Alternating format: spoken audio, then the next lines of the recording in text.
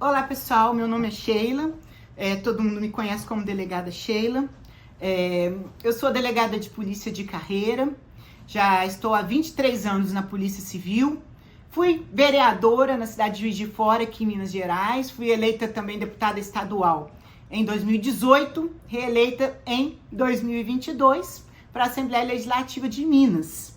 E para mim é uma honra muito grande, né, poder participar do CIDEFAM, trazer um pouquinho do meu conhecimento relacionado à área eleitoral para vocês, tá? Claro que eu vou tentar falar um pouquinho sobre os crimes eleitorais e suas penalidades, mas não tem como, né, esgotar o assunto, porque o assunto é muito extenso. Então eu vou tentar compilar aqui algumas coisas mais importantes que eu separei.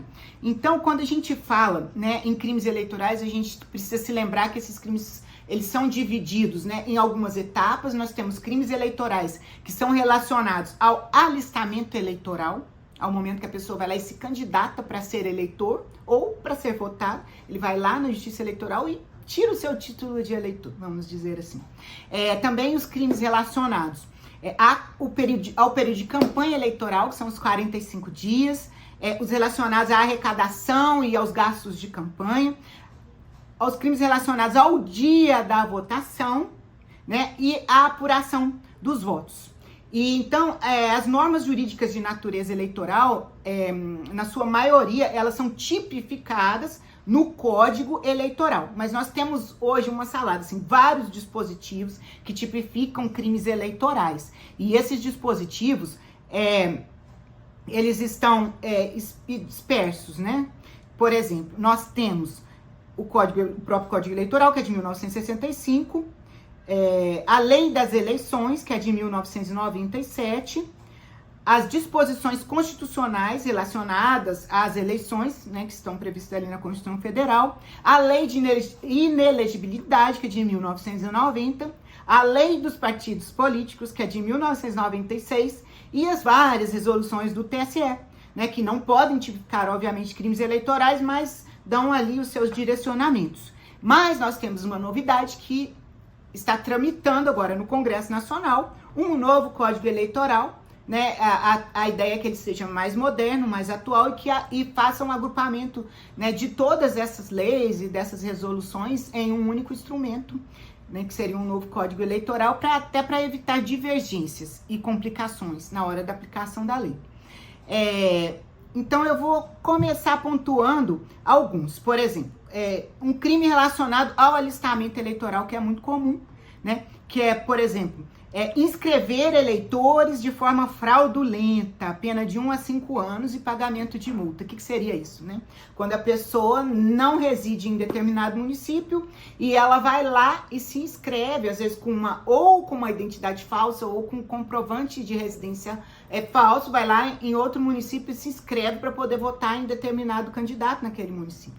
E nós sabemos que a grande maioria dos municípios brasileiros são municípios pequenos, que as eleições, principalmente as municipais, disputa é cabeça a cabeça, né? Assim, um voto, 2, 3 faz muita diferença no resultado final das eleições.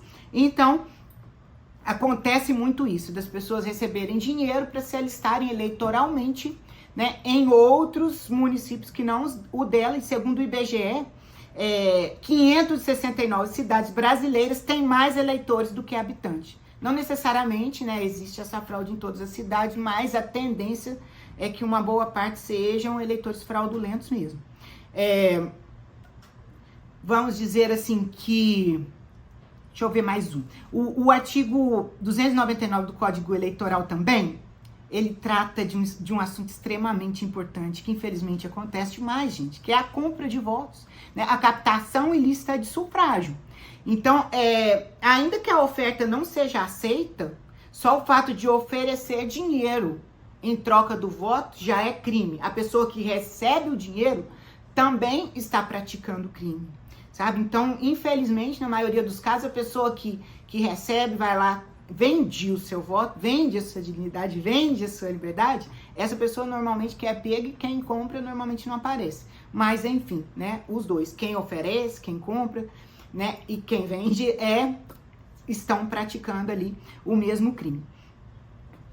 E esse crime, a compra, a venda de votos, ele também pode se tornar um ilícito civil e eleitoral, passível inclusive de cassação de mandato ou cassação do registro de candidatura da pessoa.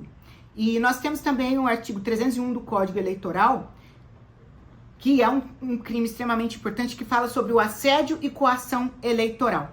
O que seria isso, né? Usar de violência ou grave ameaça para coagir alguém a votar ou não votar em determinado candidato ou partido, ainda que os fins visados não sejam conseguidos. Olha essa observação, ainda que os fins visados não sejam conseguidos. Só pelo fato de você coagir essa pessoa a votar ou não votar, já está praticando o crime, né? Ele é um crime muito grave, porque ele ataca diretamente a liberdade das pessoas e o exercício da cidadania de todos nós.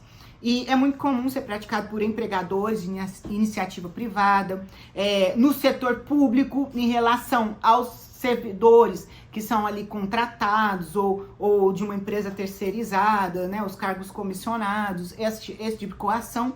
Mas uma coisa também muito preocupante é a questão das áreas dominadas pelo crime organizado, sabe? Ali a gente sabe que muitas vezes, não, né, é uma crescente, infelizmente, o crime organizado tem escolhido e lançado os seus candidatos e obrigam ali sobre coação, às vezes até ameaçando com armas de fogo de grosso calibre as pessoas, os cidadãos, a irem lá e votarem nos candidatos que vão defender os seus interesses, colocando em risco, inclusive, a vida de outros candidatos que, porventura, que queiram ou que conseguem chegar a essas localidades para pedirem o seu voto, que é legítimo, né? É o legítimo.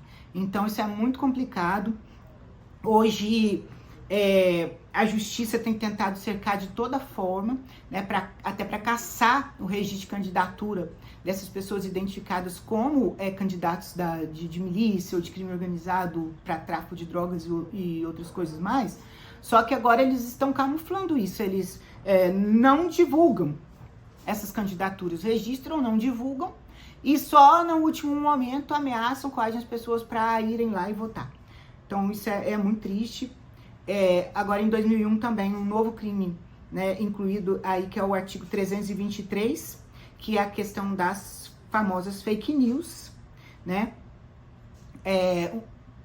Relatar fatos que são falsos, né, mentirosos em relação a determinado candidato ou pré-candidato e tudo mais, mas com um objetivo ou que tenha potencial para alterar as eleições. Não exige que altere de fato o resultado das eleições, mas que aquela conversa, aquela fofoca, aquela fake news, aquela mentira tenha potencial para alterar o resultado das eleições, né? E também tem outros requisitos. Exige que seja através de matéria paga, né? E existe uma causa de aumento de pena se esse fake news for divulgado através da televisão, da internet, ou em razão de ser mulher, né? Ou em razão da vítima ser mulher, em razão da raça ou da etnia também. Aí, nesse caso, é um aumento de pena. Agora, nós temos um crime que eu acho que ele é novo, tá no artigo 326B, que eu acho que ele vai ser prioridade nessas eleições, que ele fala assim, assediar, constranger, humilhar, perseguir, ameaçar candidata a mulher a cargo eletivo, utilizando-se de menosprezo à condição de mulher, ou a sua cor, ou raça, ou etnia, com a intenção de prejudicar a sua campanha ou dificultar o mandato eletivo, aquele mandato que já esteja em andamento. Então, esse crime é muito importante, é a violência política contra a mulher, né? Nós tivemos um caso aqui no estado de Minas Gerais recente, onde 3 deputadas estaduais estavam sofrendo graves ameaças através da internet, ameaças gravíssimas, muito pesadas, né? Não dá nem pra gente repetir aqui as coisas que os criminosos faziam. E a gente até parabenizou demais a Polícia Civil aqui do estado de Minas Gerais, o Ministério Público, porque eles dentro de 4 meses conseguiram identificar e prender um dos criminosos. Na verdade era um grupo. Como que eles agiam, né? Eles faziam ele foi preso na cidade de Olinda, em Pernambuco. Então, essas ameaças elas eram planejadas e executadas nos fóruns e grupos de internet que eles são denominados de chances, sabe? São grupos de ódio mesmo. Eles realizam incitação à violência extrema, pedofilia e necrofilia. Então, no momento da prisão, houve um recolhimento de muito conteúdo com imagens de estupros, assassinatos, mutilações, grandes conteúdos de abuso, exploração sexual infantil e de pornografia infantil, gente. Isso é muito sério, as deputadas sofreram muito, ficaram muito tempo sob escolta e eles falavam coisas horríveis essa atitude deles, atacando as deputadas com mandato, fizeram com que elas paralisassem os seus mandatos, não podiam ir a qualquer lugar, não sabiam o que estava acontecendo. Agora eles estão presos já está mais tranquilo, e além da pena, né, da violência política contra a mulher, obviamente eles vão responder por vários outros crimes, que é realmente uma quadrilha que estava praticando isso, não só com elas, mas com outras mulheres, né, candidatas ou no curso de mandato eletivo, sabe, nos seus estados e nas suas cidades.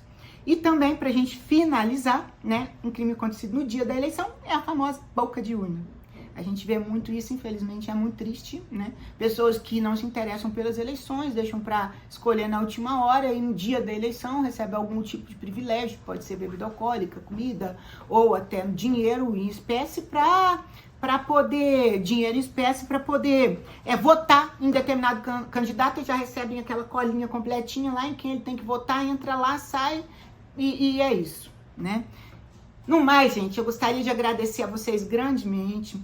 Muito obrigado pelo convite, pela oportunidade. E sigam as minhas redes sociais, é o @delegada Sheila em todas elas, até no TikTok, para vocês conhecerem um pouco mais do meu trabalho. Qualquer coisa me chamem lá no direct. Um abraço, tchau.